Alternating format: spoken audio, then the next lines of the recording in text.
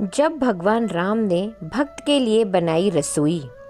बहुत साल पहले की बात है। एक आलसी लेकिन भोला भाला युवक था आनंद। दिन भर कोई काम नहीं करता, बस खाता ही रहता और सोए रहता। घर के लोगों ने कहा, चलो जाओ निकलो घर से, कोई काम धाम करते नहीं हो, बस पड़े रहते हो। वह घर से निकलकर यूं ही भटकते हुए एक आश्रम पहुंचा। वहां उसने देखा कि एक गुरुजी हैं। उनके शिष्य कोई काम नहीं करते, बस मंदिर की पूजा करते हैं। उसने मन में सोचा, यह बढ़िया है, कोई काम धाम नहीं, बस पूजा ही तो करनी है। गुरुजी के पास जाकर पूछा, क्या मैं यहाँ पे रह सकता हूँ? गुरुजी बोले, हाँ हाँ, क्यों नहीं, लेकिन मैं कोई काम नहीं कर सकता हूँ। गुरुजी ने कहा, कोई काम नहीं करना है, बस पूजा करना होगा। आनंद ने कहा, ठीक है, वह तो मैं कर लूँगा। अब आनंद महाराज जी आश्रम में रहने लगे। ना कोई काम ना कोई धाम, बस सारा दिन खाते रहो और प्रभु भक्ति में भजन गाते रहो। महीना भर हो गया। फिर एक दिन आई एकादशी। उसने रसोई में जाकर देखा, खाने की कोई तैयारी नहीं है। उसने गुरुजी से पूछा, आज खाना नहीं बनेगा क्या? गुरुजी ने कहा, नहीं, आज तो एकादशी है, तुम्हारा भी उपवास है। उसने कहा, नहीं, अगर हमने उपवास कर लिया तो कल का दिन ही नहीं देख पाएंगे। हम तो नहीं कर सकते भैया, आपने हमें ये पहले बताना चाहिए था। गुरुजी ने कहा, ठीक है, तुम ना करो उपवास, पर खाना भी तुम्हारे लिए कोई और नहीं बनाएगा, तुम खुद बना लो। मरता क्या ना करता, गया रसोई में। गुरुजी फिर आए, देखो, अगर तुम खाना बना लो तो राम जी को भोग जरूर लगा लेना और उस नदी के उस पार जाकर बना लो रसोई। ठीक है। लकड़ी, आटा, तेल, घी, सब्जी लेकर आनंद महाराज जी चले गए। जैसे तैसे खाना भी बना लिया।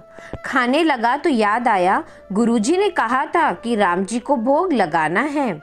लगा भजन गाने, आओ मेरे राम जी भोग लगाओ जी, प्रभु राम आइए, श्री राम आइए, मेरे भोजन का भोग लगाइए।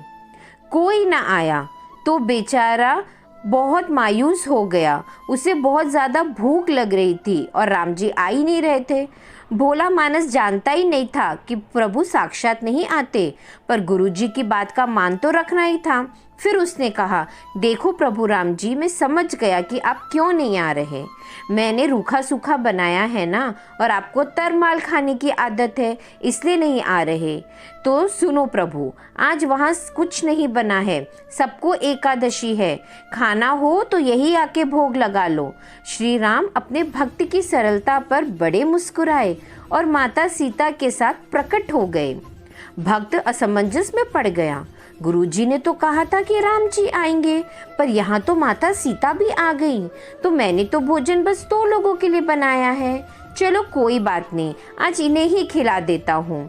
बोला, प्रभु मैं भूखा रह गया, लेकिन मुझे आप दोनों को देखकर बड़ा अच्छा लगा है। लेकिन अगली एकादशी पर ऐसा ना करना, पहले बता देना कि कितने आ रहे हैं, और हाँ, थोड़ा जल्दी आ जाना। राम जी उसकी बात पर बड़े मुदित हुए, प्रसाद ग्रहण करके चले गए। अगली एकादशी तक यह भोला मानस सब भूल गया।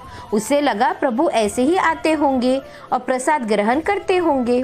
फिर एकादशी आई। गुरुजी से कहा, मैं चला खाना खाने और उसे बनाने। गुरुजी, पर आज थोड़ा ज्यादा खाना देना, वहाँ 2 लोग आते हैं। गुरुजी मुस्कुराए, भूख के मारे बावला हो गया है, ठीक है ले जा। अब की बार उसने 3 लोगों का खाना बनाया। फिर गुहार लगाई, प्रभु राम आइए, सीता राम आइए, मेरे भोजन का भोग लगाइए। प्रभु की महिमा भी निराली है। भक्त के साथ कौतुक करने में उन्हें तो बड़ा मजा आता है। इस बार वे अपने भाई लक्ष्मण, भरत, शत्रुघ्न और हनुमान जी को भी लेकर आ गए। भक्त को चक्कर आ गया। यह क्या हुआ? एक का भोजन बनाया तो 2 आए, आज 2 का खाना ज्यादा बनाया तो पूरा खानदान ही आ गया। लगता है आज भी भूखा ही रहना पड़ेगा। सबको भोजन लगाया और बैठे बैठे देखता रहा। अनजाने ही उसकी भी एकादशी हो गई। फिर अगली एकादशी आने से पहले गुरुजी से कहा, गुरुजी, ये आपके प्रभु राम जी अकेले क्यों नहीं आते? हर बार कितने सारे लोगों को ले आते हैं। इस बार अनाज ज़्यादा देना। गुरुजी को लगा कहीं अनाज बेचता तो नहीं है, देखना पड़ेगा जाकर। भंडार में कहा, इसे जितना अनाज चाहिए दे दो, और छुपकर उसे देखने चल पड़े। इस बार आनंद ने सोचा, खाना पहले नहीं बनाऊंगा, पता नहीं कितने लोग आ जाएंगे, पहले बुला लेता हूँ फिर बनाता हूँ। फिर ठेर लगाई, प्रभु राम आइए, श्री राम आइए, मेरे भोजन का भोग लगाइए। सारा राम दरबार मौजूद हो गया इस बार तो, लेकिन यह क्या, प्रसाद तो तैयार ही नहीं है। भक्त ठहरा भोला भाला बोला, प्रभु इस बार मैंने खाना नहीं बनाया। प्रभु ने पूछा क्यों? बोला, मुझे मिलेगा तो नहीं, फिर क्या फायदा बनाने का, आप ही बना लो और खुद ही खा लो। राम जी मुस्कुराए, सीता माता भी गदगद हो गईं। उसके मासूम जवाब से लक्ष्मण जी बोले, क्या करे प्रभु? प्रभु बोले, भक्त की इच्छा है, पूरी तो करनी पड़ेगी, चलो लग जाओ काम से। लक्ष्मण जी ने लकड़ी उठाई, माता सीता आटा सालने लगी। भक्त एक तरफ बैठकर देखता रहा। माता सीता रसोई बना रही थी तो कई ऋषि मुनि यश गंधर्व प्रसाद लेने आने लगे। इधर गुरुजी ने देखा खाना तो बना नहीं, भक्त एक कोने में बैठा है। पूछा, बेटा क्या बात है, खाना क्यों नहीं बनाया?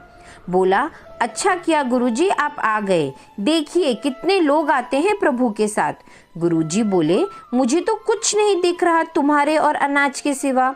भक्त ने माथा पकड़ लिया, एक तो इतनी मेहनत करवाते हैं प्रभु, भूखा भी रखते हैं, और ऊपर से गुरुजी को दिख भी नहीं रहे हैं, यह और बड़ी मुसीबत है। प्रभु से कहा, आप गुरुजी को क्यों नहीं दिख रहे हैं?